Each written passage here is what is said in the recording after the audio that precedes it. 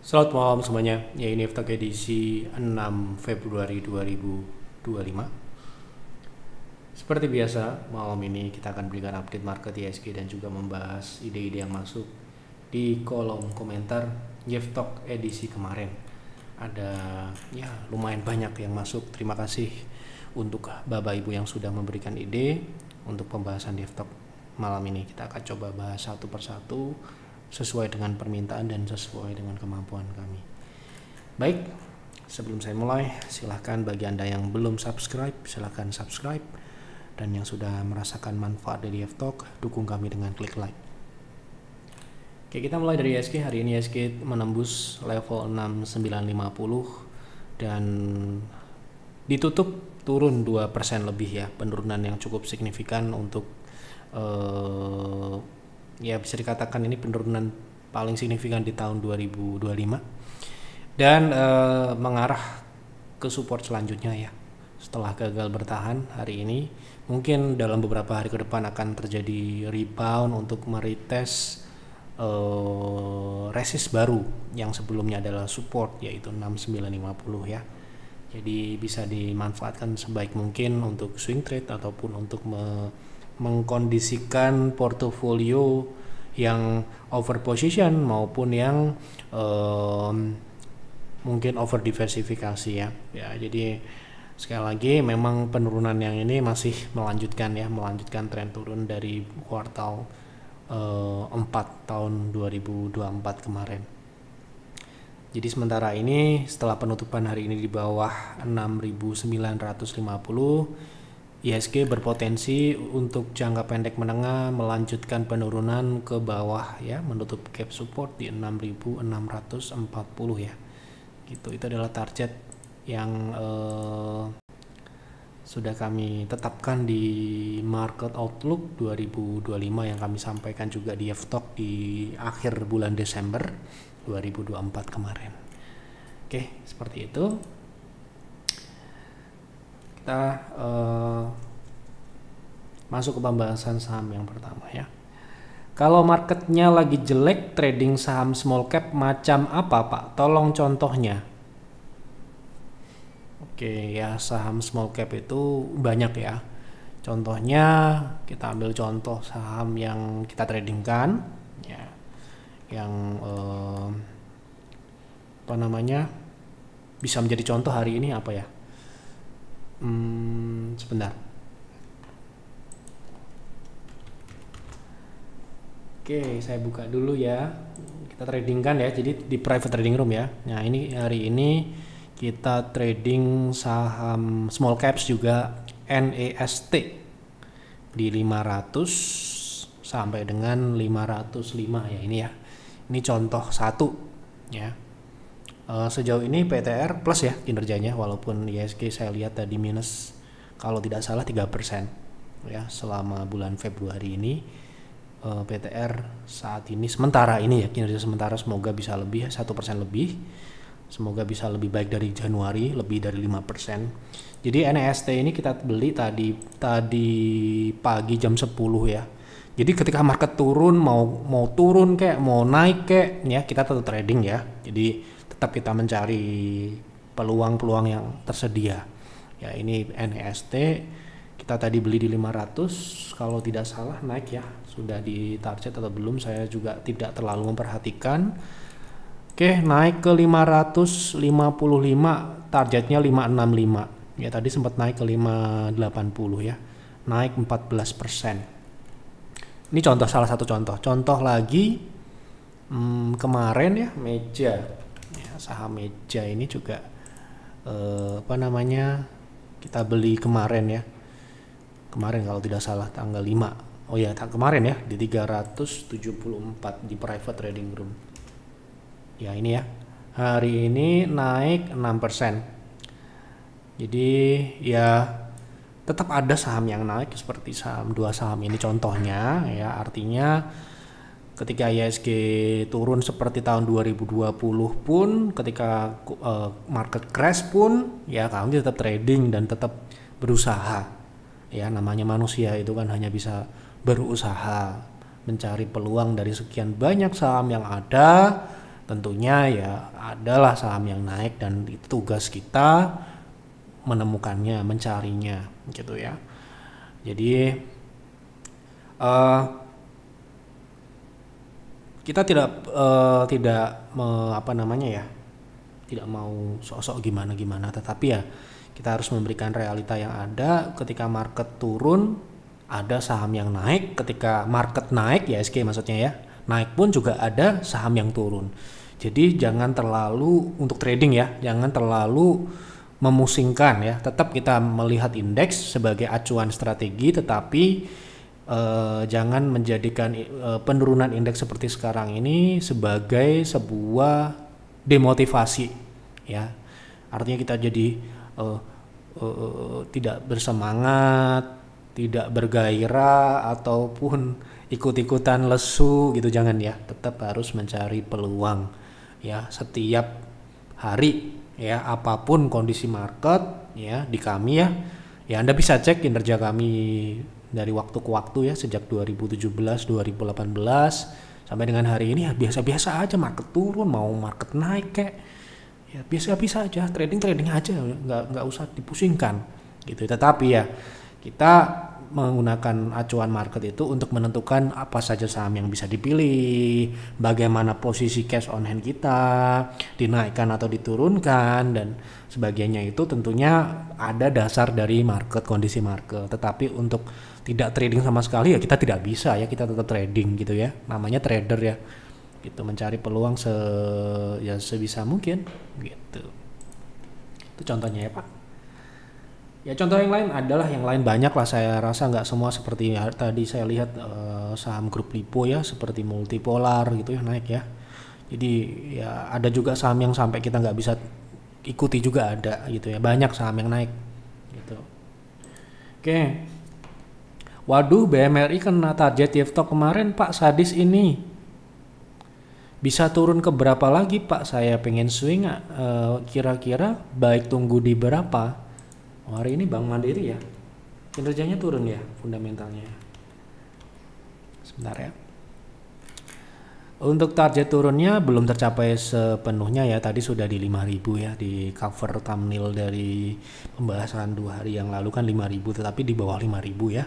Untuk target turunnya mungkin kita masih bisa tunggu di 4.900 sampai dengan 4.800 ya untuk jangka pendek untuk swing trade. Jadi kalau sekarang ini sedikit lebih menarik ya, seharusnya ada potensi rebound, tetapi kita lebih menunggu ke target turun yang sudah kami sampaikan di YFTalk sebelumnya, yang kami sampaikan di YFTalk 2 hari yang lalu ya, di 4.900an ini upside-nya kalau rebound sekitar 9 ya sampai dengan 13%. Jadi jika target tersebut dapat dicapai ya itu upside-nya, kita mungkin ambil ya 6 sampai dengan 10% sudah cukup lah untuk kelas Bank Mandiri ini. Nggak bisa ya kita berekspektasi seperti saham NEST tadi yang naik 14% dalam sehari gitu ya.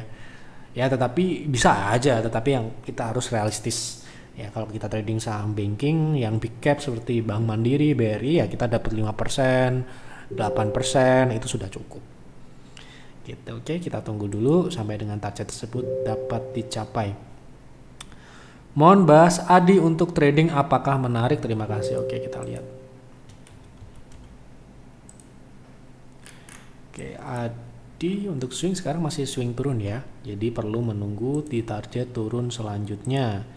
Nah kita coba lihat target turun selanjutnya itu masih di bawah 200 ya, 200 190 itu support terdekat, dan untuk best price sepertinya akan di 182. Jadi masih menunggu.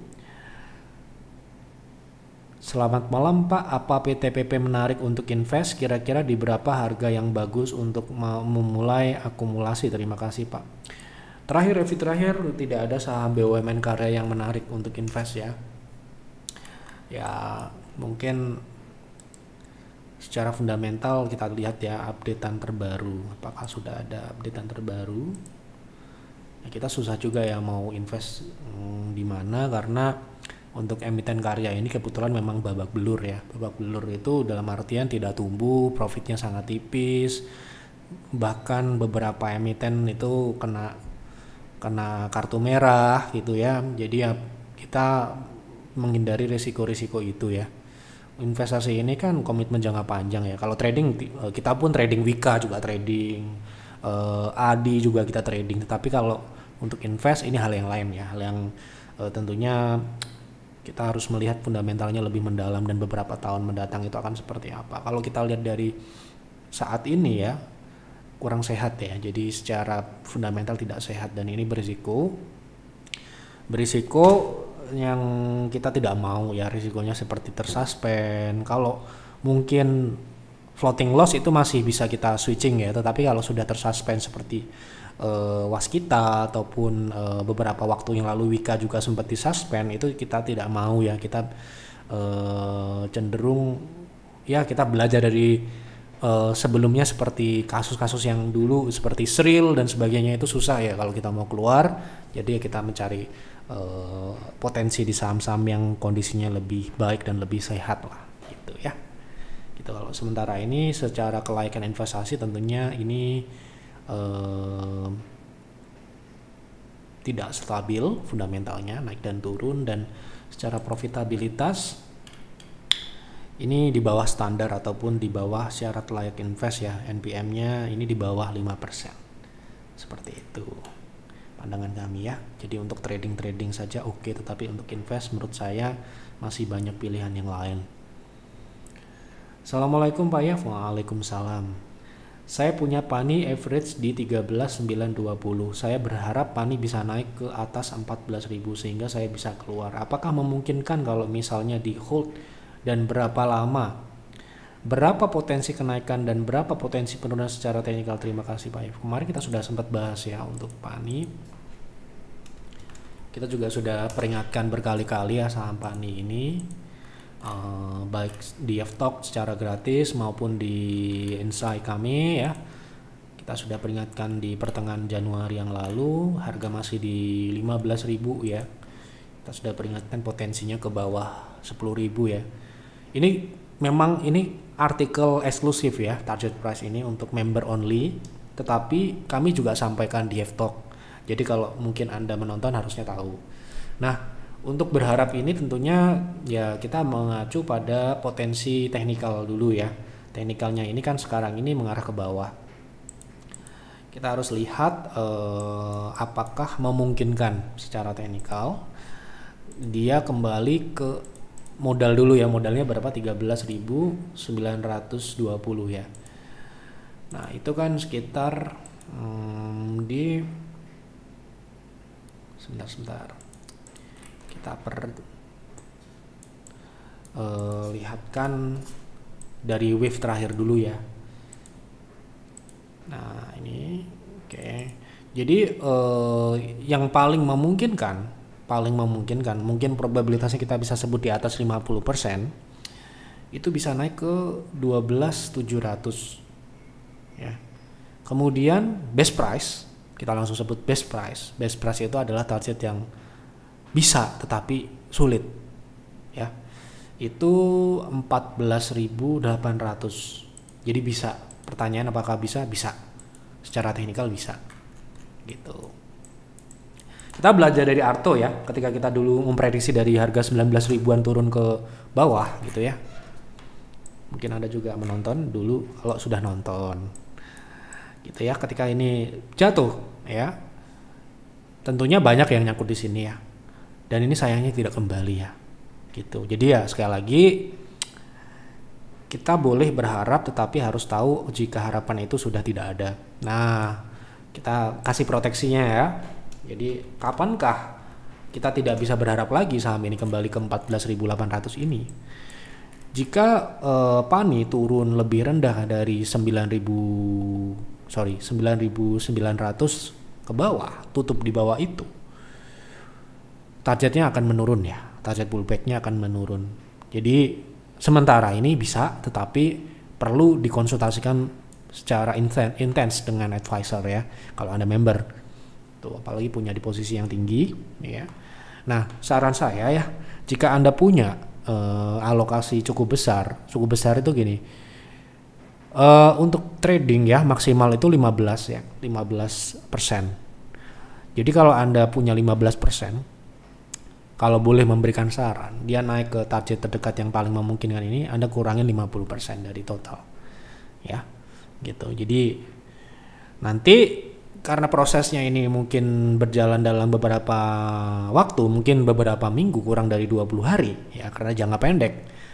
Anda nanti bisa melakukan buyback setelah sell on strength, ya. Anda bisa melakukan buyback di support terdekat, ya. Misalkan di 11.000 sampai dengan 10.000, itu akan sedikit memperbaiki posisi, ya. Mungkin untuk bisa profit besar, ya sementara ini kita yang realistis dulu, menutup kerugian dulu, ya gitu. Tetapi dengan sell on strength sebagian itu Anda memiliki peluang untuk memperbaiki lebih cepat, ya. Kenapa? Karena kalau modal Anda tidak kembali pun, Anda masih bisa profit walaupun itu sedikit menutupi kerugian modal di atas, gitu, ya.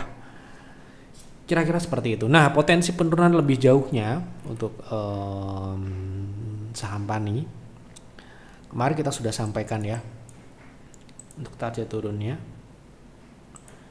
Jadi kemungkinan ini bisa turun sampai dengan 8.000, ya. Gitu, 8.100, bahkan bisa lebih jauh, ya. Lebih jauh itu artinya butuh proses, ya, jangka menengah panjang gitu. Sementara ini seperti itu. Oke. BCA saat ini apakah masih ada potensi untuk bearish dalam jangka menengah, Pak Yev? Kemudian di level berapa yang dapat dicapai untuk pullback? Oke. Hampir semua saham big caps memang mengalami penurunan, ya, seperti saham banking yang lain gitu, ya. Nah, untuk BCA, bank swasta, ya, yang tidak sama dengan saham BUMN, tentunya ini dalam jangka menengah, ya, saat ini kemungkinan akan mengarah ke support setelah hari ini turun di 8.000 berapa ini? Sebentar. 8.950, ya. Artinya ini ada area support jangka menengah, ya, untuk diuji, ya, di 8.750. Untuk potensi pullback dalam jangka pendek menengah dengan target penurunan itu 8.750, potensi pullbacknya di 9.200, ya, itu merupakan resist terdekat. Kemudian kita coba proyeksikan menggunakan Fibo, ya, jika tidak turun lebih dalam, ya, itu sampai dengan 9575, ya. Nah, sepertinya baru akan terjadi rebound setelah 8.750 ini dapat dicapai. Karena di sini memang secara struktur menyeimbangkan dari wave terakhir ini, ya. Oke, sebentar. Nah, jadi ini wave-nya, ya. Jadi ini refleksinya. Jadi refleksi ini kemungkinan berada di area saat ini di bawah 9.000 sampai dengan 8.750. Itu. Nah, dalam jangka menengah ini masih uptrend, ya, sebenarnya ini koreksi minor, ya. Koreksinya ini bisa dikatakan untuk BCA seperti Anda lihat koreksi-koreksi yang biasa, tren naik masih jangka panjang masih naik. Seperti itu.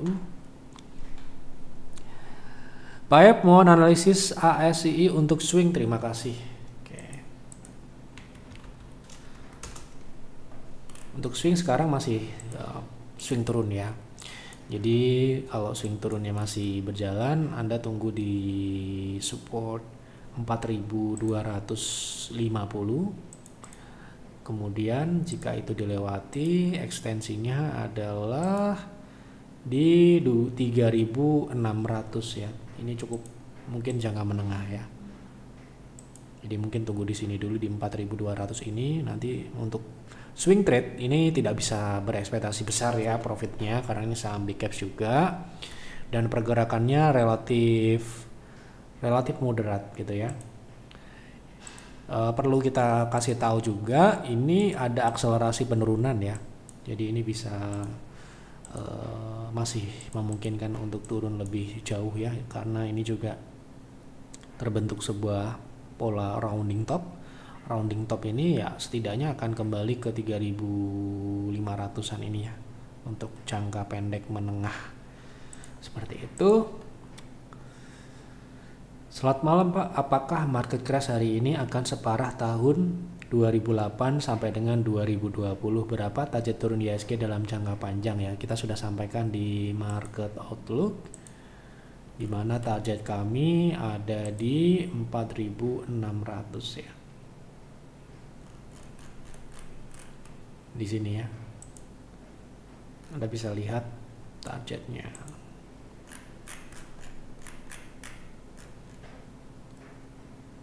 Oke.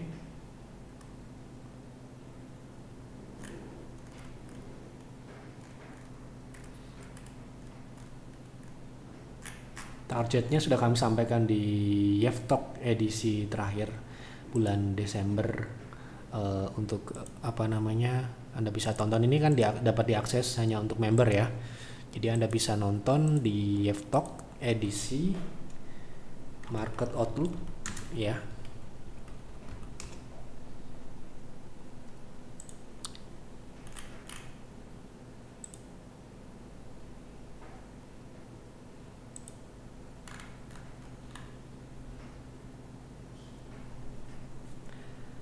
Edisi 26 Desember ini ya. Nih. Anda bisa nonton pembahasannya di sini terkait target naik dan target turun untuk tahun 2025. Begitu. Oke.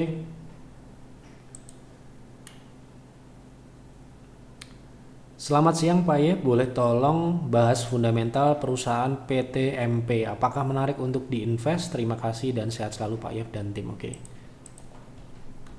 PT MP, Mitra Pack. Fundamentalnya apakah like invest gitu ya? Oke.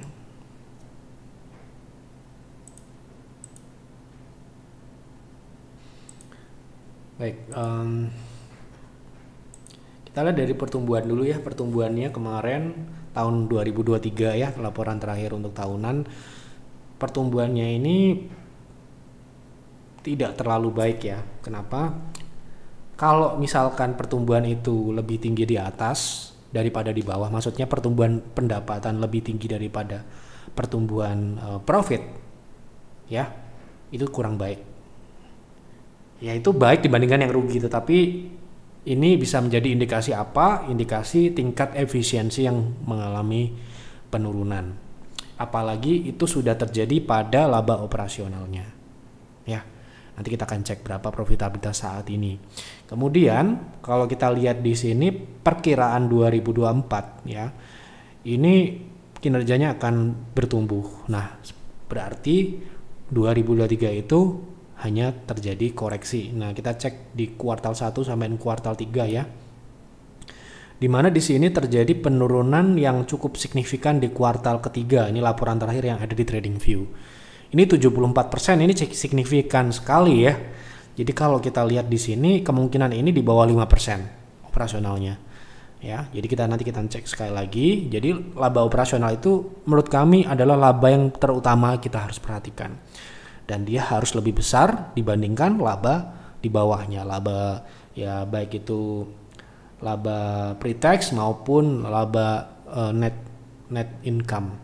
Kenapa? Karena itu adalah organic profit.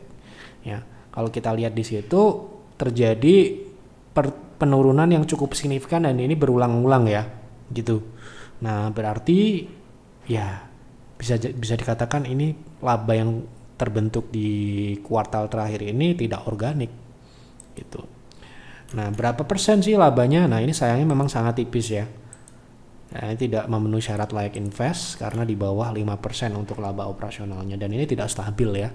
Artinya ini juga pertama pertumbuhannya tadi tidak terlalu baik karena tingkat efisiensi yang mengalami penurunan ini. Ya, laba operasionalnya turun ya, dan menyebabkan profitabilitasnya itu tidak layak invest di bawah 5%. Seperti itu kira-kira. Assalamualaikum Pak, mohon analisa untuk saham AAD and Adaro untuk trading swing. Terima kasih sebelumnya. Kita bahas AAD ya, satu saham AAD. Kemarin kita juga trading ya saham AAD ini. tapi sudah jual ya. Sebentar, untuk trading kemarin kita jual, untungnya kita jual, untungnya ya, karena turun ya ternyata gitu. Ternyata saham ini turun setelah kita jual, tepat mungkin setelah kita jual, kita keluar di 9.700 ya, di tanggal 30 Januari ya. Ini ya di sini ya, 30 Januari. Setelah itu turun ya kebetulan, jadi ya sistem kami cukup akurat mendeteksi potensi penurunan, dan sekarang ini belum buyback. Nah, kalau mau re-entry ya, kita coba lihat potensi koreksinya. Kali ini baru IPO juga ya, kebetulan memang ada sedikit update di private trading room, jadi sekarang saham-saham yang lebih bisa memprediksi saham yang baru gitu ya. Nah, ini uptrendnya sudah patah ya, karena ini sudah terkonfirmasi sebagai lower high ya. Berarti kita perlu menunggu untuk trading swing, tunggu target turun selanjutnya tercapai di 7.600. Jadi 7.600 ini support terdekat ya. Oke, sekarang harga di 8.300. Gitu, masih perlu menunggu lagi.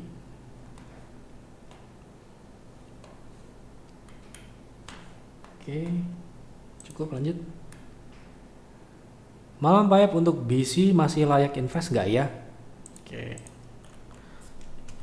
berarti sudah pernah dibahas dan layak invest ya, karena pertanyaannya masih ya, masih layak invest. Itu kan berarti pernyataan yang sebelumnya sudah pernah dibahas dan kita menyebutkan layak invest. Ini, tapi sayangnya kok kinerjanya ini agak jelek ya gitu.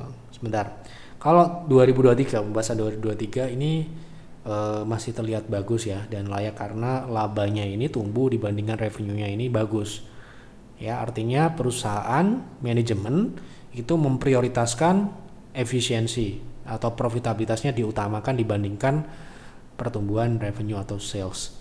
Nah, kalau kita lihat di 2024 ini cukup babak belur ya kinerjanya ini ya. Jadi beberapa kuartal ini cukup jeblok karena memang ini komoditas juga ya.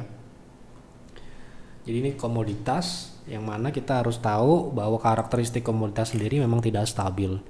Ya, kalau kita lihat di sini jangka panjang BC ini cukup ini ya, cukup mudah untuk kita analisis secara teknikal karena ini naik dan turunnya ini kelihatan. Kalau sekarang ini jelas ini siklusnya sedang turun ya.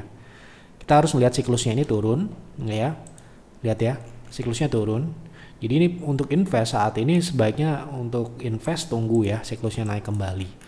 Nah, bisa nunggu di berapa kira-kira potensi penurunan selanjutnya gitu ya. Ini kita belum bicara ini akan siklusnya balik atau tidak ya, karena biasanya siklusnya itu baru balik setelah dia membentuk beberapa kali bottom ya.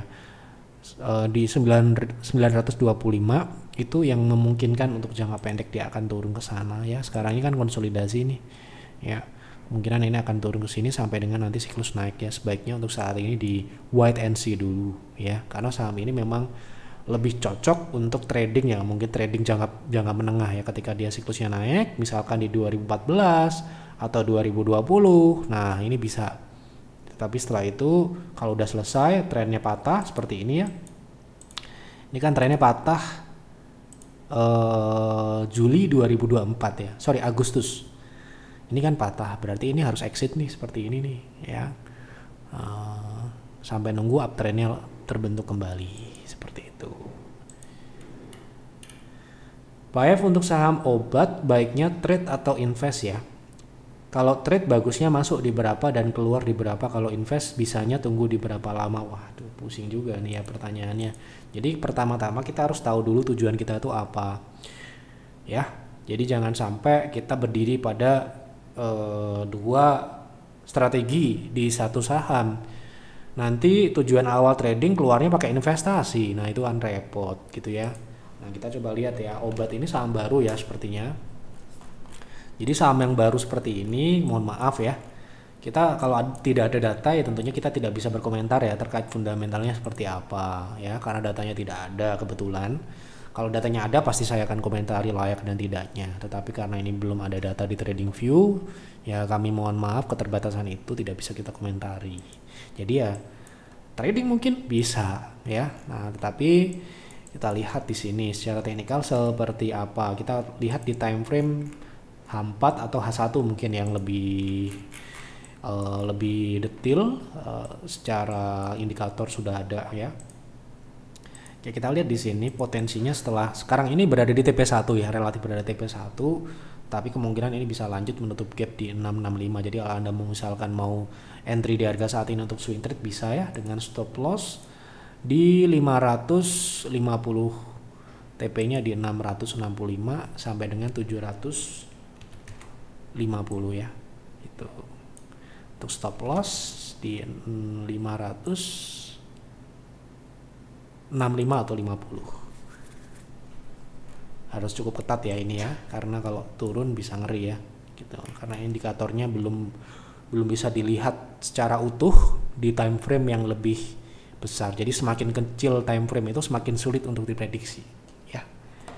Gitu. Lanjut ya. Pak ya, buat invest terutama 4 big bank, bagusnya averaging down atau full entry saat IHSG sudah turun sekitar 6.600. Secara umum kita lihat saat ini ya, kalau BRI kan kemarin sudah masuk di target turun kami ya di 3.800 yang sudah kami sampaikan sejak tahun lalu ya, kuartal 1 akhir, kuartal 2 awal di bulan April dan bulan Mei. Maret akhir dan April Mei. Itu kita bahas beberapa kali terkait penurunan 3.800 waktu itu. Nah, untuk saham yang lain ya, seperti Mandiri tadi kita lihat jangka pendeknya aja masih bisa turun lagi ya. Kemudian BNI itu juga masih bisa turun lagi sepertinya ya. Sebentar, secara teknikal ya. Kita akan lihat BNI.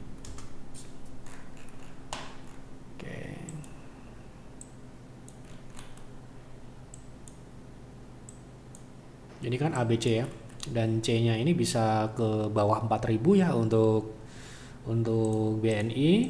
Ini akan melanjutkan penurunan dalam jangka menengah gitu ya, sampai dengan 3.300 ya. Itu. Jadi kemarin itu yang dihajar tahun kemarin itu cuma BRI ya sebenarnya. Untuk Mandiri dan BNI relatif penurunannya itu tidak terlalu signifikan gitu. Nah, Mandiri gitu ya. Mandiri itu target turunnya untuk jangka menengah panjang gitu ya. Itu mungkin masih sangat jauh juga gitu ya. Nah, masih sangat jauh juga ya, bahkan ini bisa ke bawah 4.000 juga ya, di 3.900 gitu. Jadi kalau BRI mungkin di 3.800-an itu sudah cukup baik ya, dengan ekspektasi kita dapat dividen yield di atas 10%. Ya, itu sudah bisa memungkinkan untuk selama kinerja fundamentalnya masih tumbuh, Anda bisa dapat yield segitu ya di 3.800-an ya. Nah, kalau untuk Mandiri kita perlu menunggu di bawah 4.000 ya sepertinya kalau untuk investasi gitu. Kalau sekarang ini mungkin trading aja. Kemarin kita juga trading ya. Saya lihat patokannya adalah PIR ya. PIR belum melakukan buyback BRI, Mandiri apalagi ya pasti belum. BNI juga belum buyback ya. Terakhir kita masuk tahun 2020 dan mungkin baru akan masuk di angka-angka ini saja. Ya kalau tidak dikasih ya kita tidak mau masuk. Tidak mau merekomendasikan maksudnya gitu. Baik, cukup ya. Big Bang yang lain apa? BCA ya. 4 ya, BRI, BNI, Mandiri dan BCA ya. BCA tadi kalau kita lihat di sini berapa potensi, kemungkinan ini 0,3 ya. 0,3 itu di 8.700 sampai dengan 8.500. Mungkin di area itu sudah cukup baik ya untuk masuk di BCA untuk tujuan invest. Tetapi ya agak sulit juga ya, harus menunggu. Baik, sudah saya bahas semua apa yang ada di kolom komentar. Semoga tidak ada yang terlewat. Apabila ada yang terlewat, Saya mohon maaf yang sebesar-besarnya. Silakan tulis kembali di kolom komentar untuk pembahasan di F-Talk selanjutnya. Silakan dianalisa lagi. Apabila Anda ingin berinvestasi, pastikan Anda sudah melakukan analisa fundamental yang mendalam, melakukan proyeksi jangka panjang. Jangan tertipu dengan kinerja saat ini, hari ini, atau masa lalu. Investor harus bisa melihat ke depan, ya. Kemudian apabila Anda trading, ya pastikan Anda membuat trading plan dan mematuhinya, ya. Setiap pergerakan harga itu bisa kita analisa, ya, dan kita wujudkan dalam bentuk trading plan ataupun strategi, ya. Itu saja yang dapat kami sampaikan di F-Talk malam ini. Semoga dapat bermanfaat untuk Bapak Ibu semua. Selamat malam dan selamat beristirahat.